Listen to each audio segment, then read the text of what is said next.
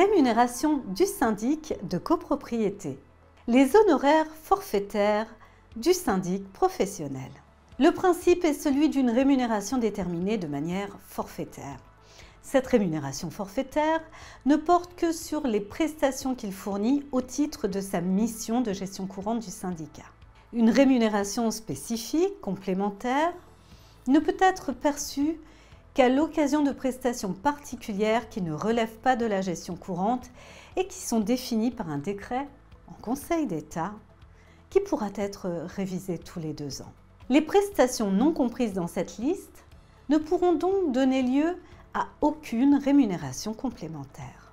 Celle-ci est calculée soit en application du seul coût horaire prévu par le contrat de syndic, appliqué au prorata du temps passé, prorata temporis, soit en application du tarif forfaitaire total convenu par les parties.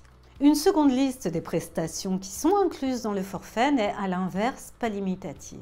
En font partie notamment la préparation et la tenue de l'Assemblée générale annuelle, ainsi que la notification du procès-verbal, la mise à la disposition du conseil syndical des documents du syndicat et le recueil de son avis lorsqu'il est obligatoire, la gestion de la comptabilité du syndicat, la gestion des comptes bancaires séparés, les appels de provision, les imputations des consommations individuelles de fluides ou d'énergie, la remise au syndic successeur de l'état financier, des fonds, des comptes en cas de changement de syndic, la tenue des documents obligatoires, la détention et la conservation des archives du syndicat, la mise à disposition d'un accès en ligne sécurisé aux documents dématérialisés, les visites de la copropriété selon les stipulations prévues au contrat, la gestion des travaux d'entretien courant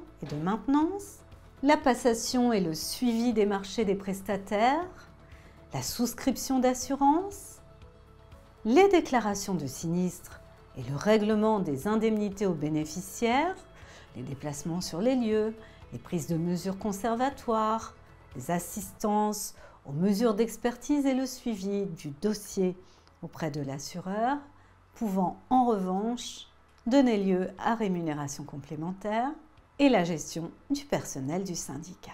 Les frais de reprographie et les frais administratifs afférents aux prestations du forfait sont inclus dans la rémunération forfaitaire. De même, les frais de fin de mandat du syndic sont compris dans les frais de transmission du dossier au nouveau syndic. L'ancien syndic ne peut donc pas facturer au syndicat des copropriétaires des honoraires supplémentaires de démission.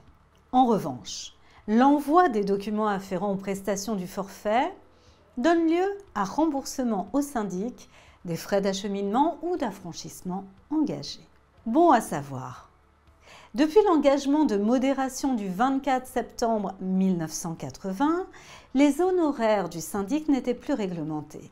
Les contrats prévoyaient en général un forfait par lot pour la gestion courante et des honoraires proportionnels, par exemple horaires, pour les missions particulières.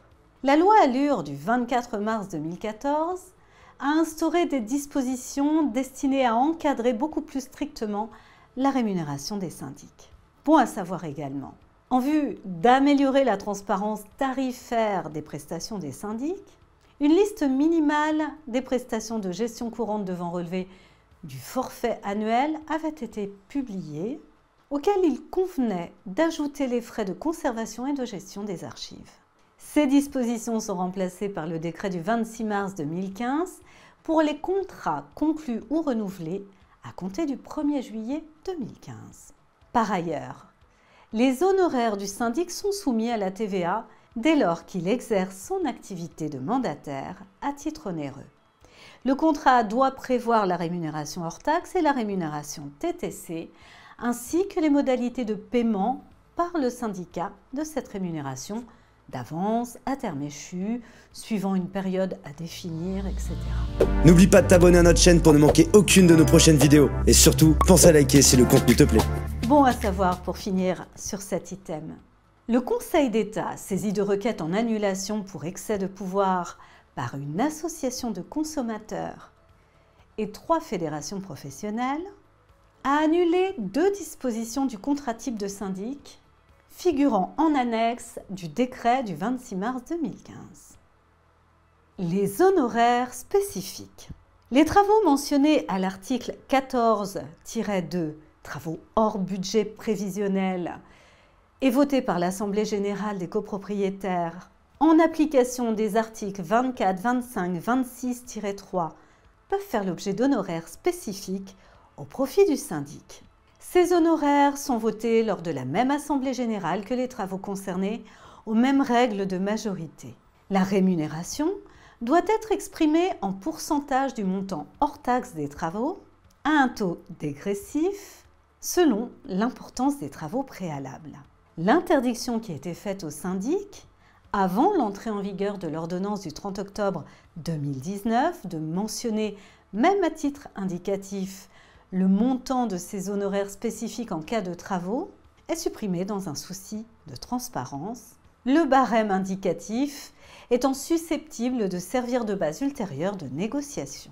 Conformément à ces dispositions, la gestion des travaux d'entretien courant et de maintenance visée à l'article 45 du décret du 17 mars 1967 est incluse dans la rémunération forfaitaire du syndic. Bon à savoir, plusieurs travaux sont concernés par les honoraires spécifiques dont la liste est prévue par l'article 44 du décret du 17 mars 1967.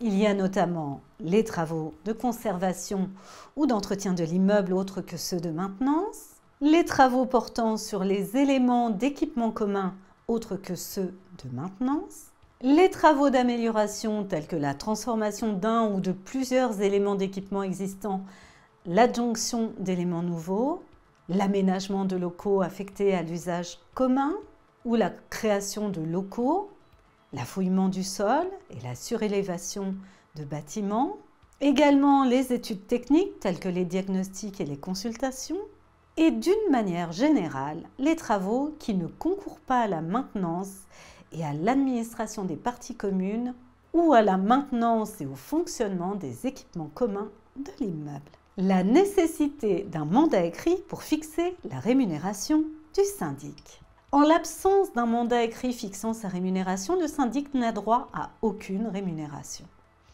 La délivrance du quitus et l'approbation des comptes ne peuvent pas légitimer son droit à rémunération.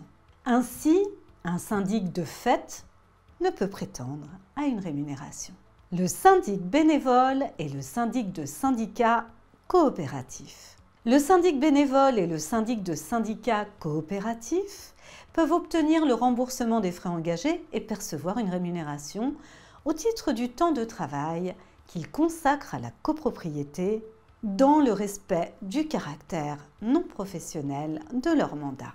Bon à savoir, lorsque des retraités ou des salariés se bornent à remplir les fonctions de syndic dans un immeuble dont ils sont eux-mêmes copropriétaires, l'administration admet de ne pas les rechercher en paiement de la TVA s'ils perçoivent une rémunération. La TVA. Lorsqu'ils agissent en qualité de mandataires, les syndics de copropriété ou les administrateurs de biens sont tenus de procéder au partage des charges entre les différents copropriétaires.